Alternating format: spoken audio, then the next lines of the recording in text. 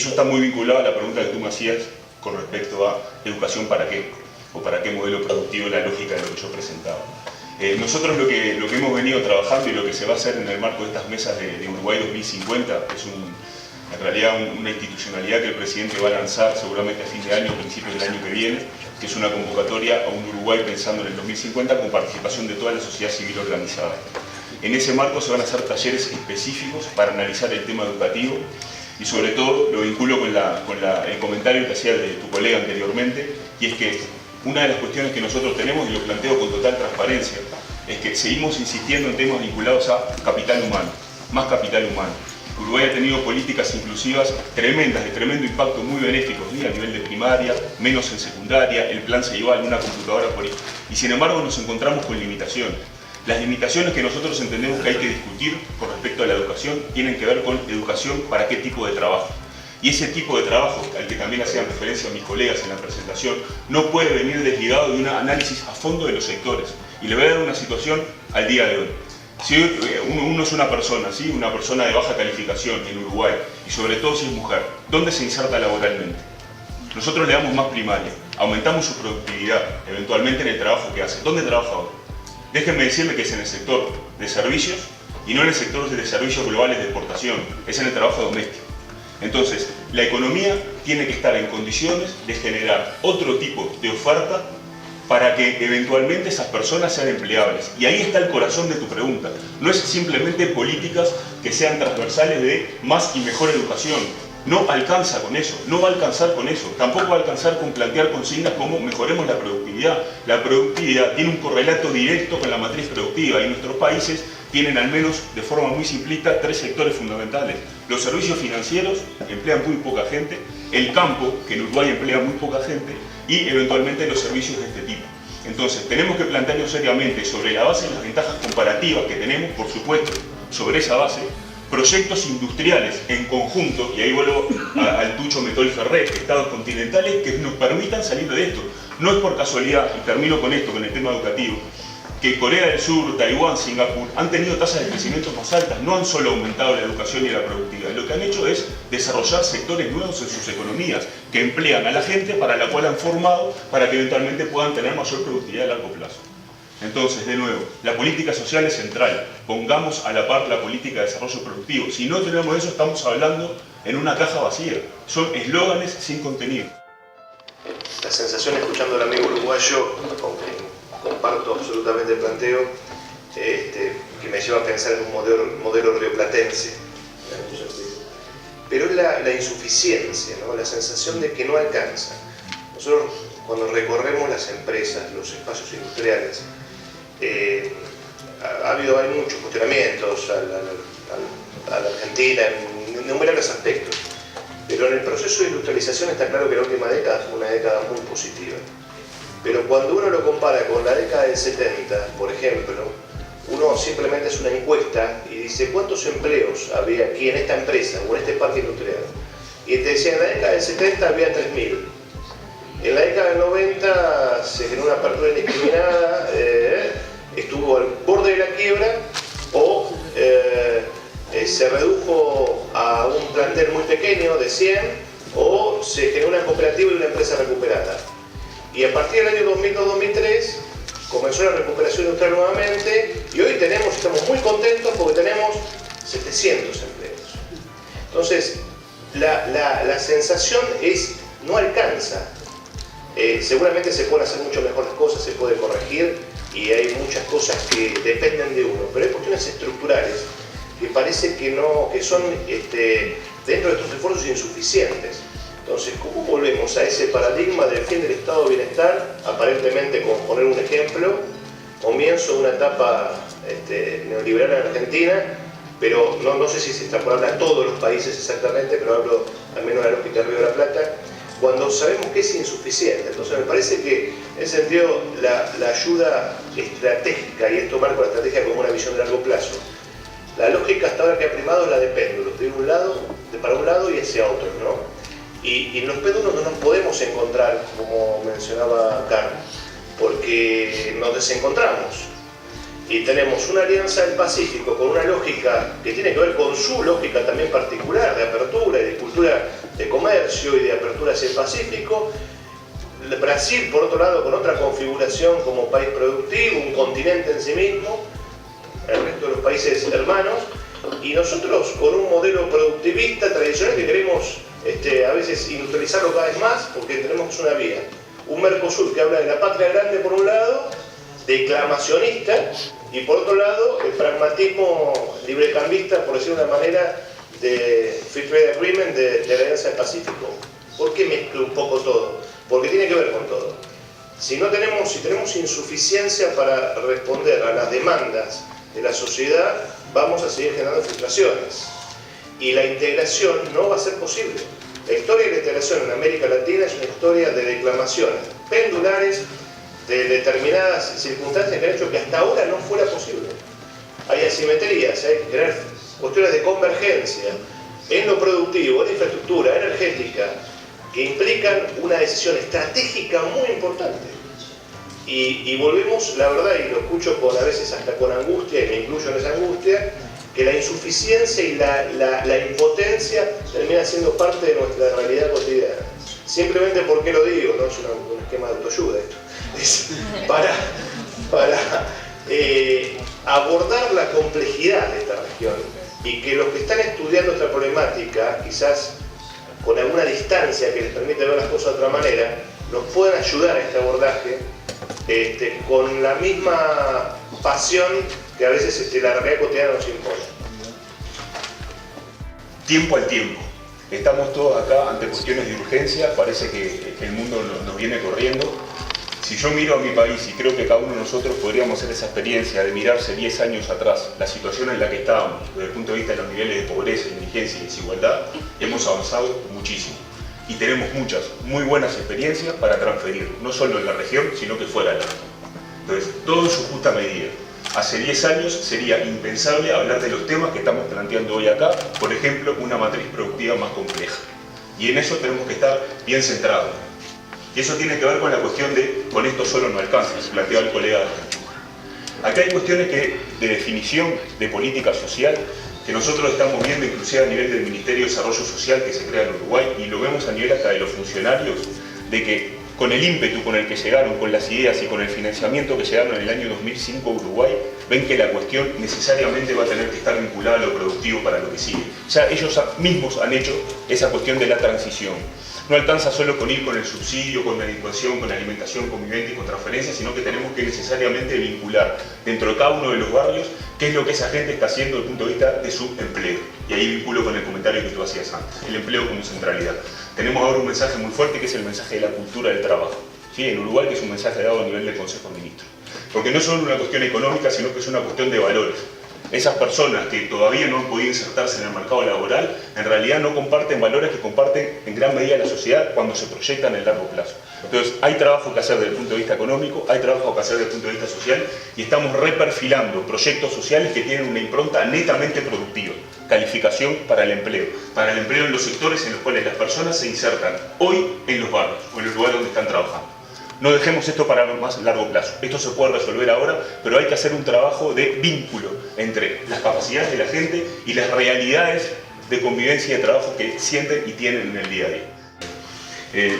Bueno, después, con respecto al trabajo que está haciendo el colega en MIT, nosotros hemos utilizado, I'm going to shift to English maybe. No, está bien. Está bien. Nosotros hemos utilizado muchísimo los trabajos recientes de Haum. Yo creo que de hecho lo mencioné en mi presentación, y en realidad es bueno que esto que ustedes tienen desde el punto de vista de la evidencia empírica, yo creo que también, Gustavo, tiene que ser uno de los ejes importantes de debate para las próximas reuniones que tengamos, ¿no?, en el marco de esta red. Yo creo que es un tema que todavía no se termina de entender. Nosotros estamos buceando en la complejidad que tiene desde el punto de vista de las políticas, pero sigue estando esa discusión desde el punto de vista de que las políticas desde el punto de vista productivo tienen que ser transversales y no tienen que hacer foco en cuáles son los sectores que van a implicar en el largo plazo una reducción persistente en la desigualdad. No se termina de entender. Inclusive para algunas cuestiones que hemos debatido hoy, yo creo que eso es lo que tiene que estar en el centro para confrontar posiciones con argumentos, como lo que tú estás mostrando ahí, ¿sí? Mostrar que la evidencia empírica señala que los países que han seguido únicamente anclados en sus ventajas comparativas, heredan estructuras que lo que hacen es derramar más desigualdad. Hasta que no entendamos que hay que dar un salto que tiene que ver con la calidad de lo que hacemos e ir hacia nuevos productos, me parece que estamos condenados. O sea que ni que hablar que, bueno, después ahora vamos a estar en contacto. Lo otro que quiero mencionar y que también a veces en esta argumentación se critica, y es que se dice, pero estamos hablando de Malasia. Y esa es una crítica muy fácil que se hace porque yo he tenido que defender esta posición en Uruguay muchas veces. Pero es Malasia, Malasia no es Uruguay. Y uno pone el ejemplo de Corea, Corea no es Uruguay. Y así sucesivamente lo que uno hace es descartar el argumento de la importancia de esta evidencia para formar políticas sobre la base de que nuestros países son muy distintos. Y eso no es cierto. ¿Sí? En el fondo, en la cuestión, y uno revisa Malasia, revisa Corea, revisa Singapur, revisa Holanda, los propios países occidentales, y en el caso de Uruguay revisa Finlandia. Y Finlandia lo que ha hecho es ir poquito a poquito avanzando en la lógica de la diversificación. Cuento en 2 minutos el caso finlandés porque es fuente de inspiración. ¿Sí? Nosotros hemos estado trabajando de cerca con la Universidad de Naciones Unidas en Finlandia. Y el caso de Finlandia, para simplemente traducirlo en una anécdota, lo que quiere decir desde el punto de vista de la implicancia política. Finlandia comienza después de la Segunda Guerra Mundial en un estado que estaba y en un país devastado, ¿sí? Con una cuestión de definir el futuro a largo plazo. El presidente de esa época en Finlandia escribe un panfleto de 3 páginas, no fue un artículo académico, no fue una biblia de revelación, sino que lo que dijo es: tendremos la paciencia para prosperar. Son 3 páginas. Estaba haciendo un llamado a la diversificación de Finlandia y a la paciencia para generar las instituciones propicias para hacer esa diversificación. Finlandia era sector forestal madera, lo que hacía era cortar árboles de forma manual. Finlandia lo que genera en torno al sector forestal madera es un clúster vinculado de maquinarias para justamente dedicarse a cortar en lugar de forma manual automáticamente los árboles. Primera agregado valor con respecto a ese sector. Lo segundo que hacen es decir, estas máquinas, ¿qué es lo que hacen? Cortan árboles.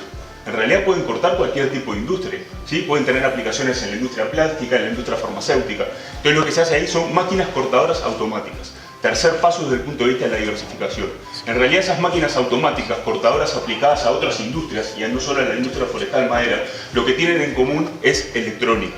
Se desarrolla el sector electrónico de forma muy potente en Finlandia. Nokia, el origen de Nokia, es una empresa forestal maderera, está basada en ese sector. Esas son las experiencias que nosotros tenemos que analizar en profundidad y no temer a la cuestión de que nuestros países son diferentes. Si esos países lo hicieron en distintas realidades, creo que nosotros tenemos que buscarlo. Así que bueno, muchas gracias por tu presentación. Yo quería referirme en este caso, porque nosotros también hemos utilizado algunos de los desarrollos que ha hecho el MIT, el laboratorio sobre estas cuestiones de complejidad y todo lo demás. Pero a nosotros, en el caso de Cuba, por ejemplo, que tiene también una trayectoria productiva diferente, no es un país que es abundante en recursos naturales en principio, como lo puede ser en muchos países de América Latina, es el tema de que aquí no están los servicios.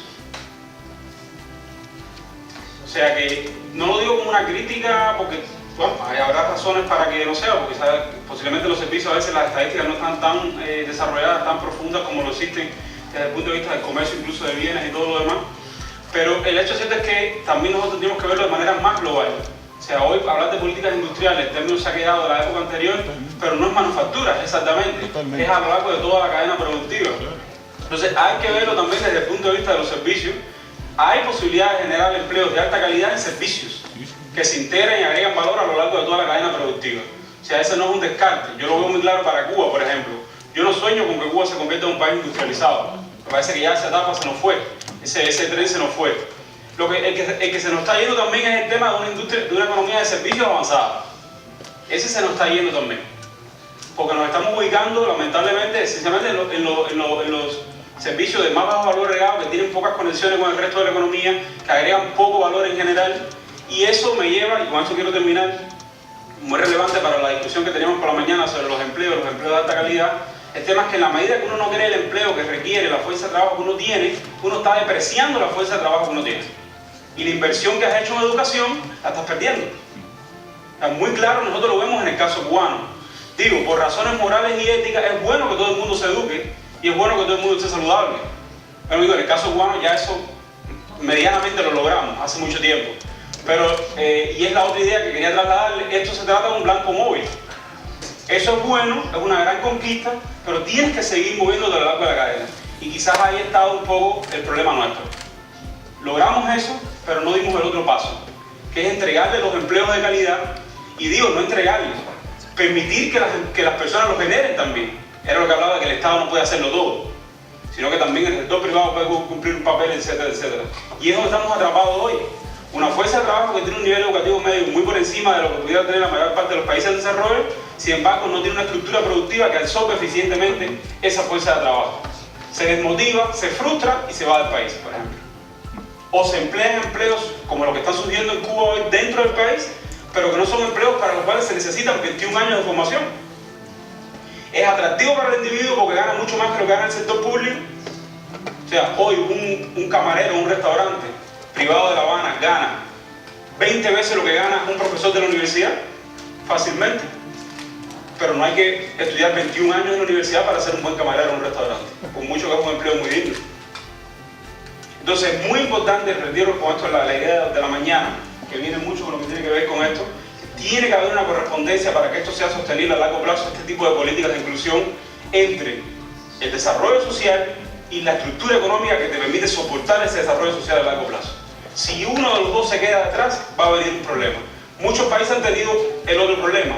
La estructura económica se mueve un poquito más veloz y se quedan detrás las políticas sociales. Nosotros en nuestro caso tenemos el problema al revés.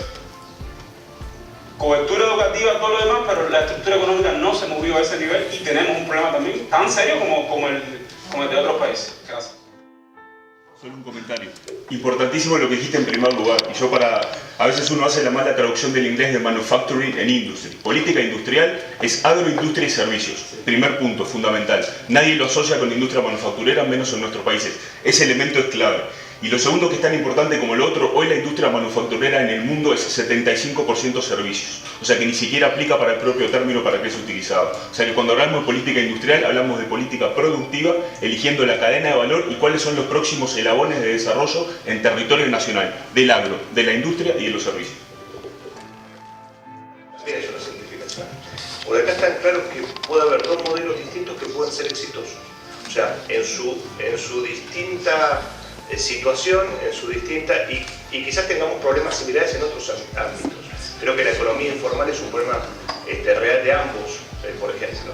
Pero el abordaje de cómo incorporarse a la solución tiene muchas variables. Y nosotros lo vemos no solamente en América Latina, que es una obviedad, sino dentro del propio país, con distintas culturas urbanas, de campo, provincianas, indígenas, migraciones europeas, que configuran una realidad heterogénea y muy compleja. Y por eso creo que a veces, cuando ayer veía los datos de América Latina, con los cuales son todos coincidentes, pero hay tantas particularidades para focalizar, que me parece que es un dato nada, simplemente quería comentar. El tema de integración, insistir en la participación de los diferentes actores. Aquí se ha hablado mucho de diferentes formas, de diferentes exposiciones sobre el rol del sector privado. Yo solo quiero referirme, lo expliqué en el caso de Nicaragua, pero lo quiero nada más ahora que se habló de voluntad política. Por primera vez en Centroamérica, en los últimos 18 meses, hemos logrado la voluntad política de los presidentes del área. Si no hay voluntad política, las cosas no caminan. Y eso es así de sencillo.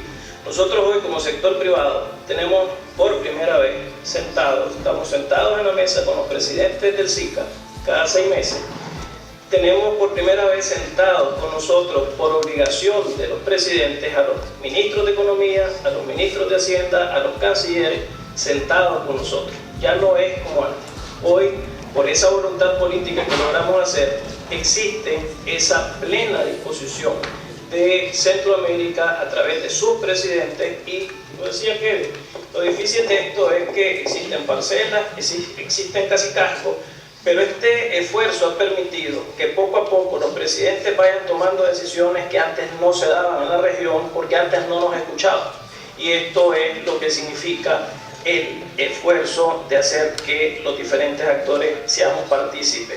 Lo ejemplifico en el tema de seguridad. Estamos participando con las policías de Centroamérica, estamos participando con comisionados hoy presidenciales para la Unión Aduanera, que antes no no existían porque los directores de aduana eran caciques en cada país. Hoy hay autoridades que están encima de estos caciques y de nuevo esto es porque estamos sentados cada 6 meses con los presidentes, más allá de los ministros, más allá de cualquier autoridad, y el nivel de sentarnos con los presidentes ha abierto una nueva respuesta y una nueva voluntad política.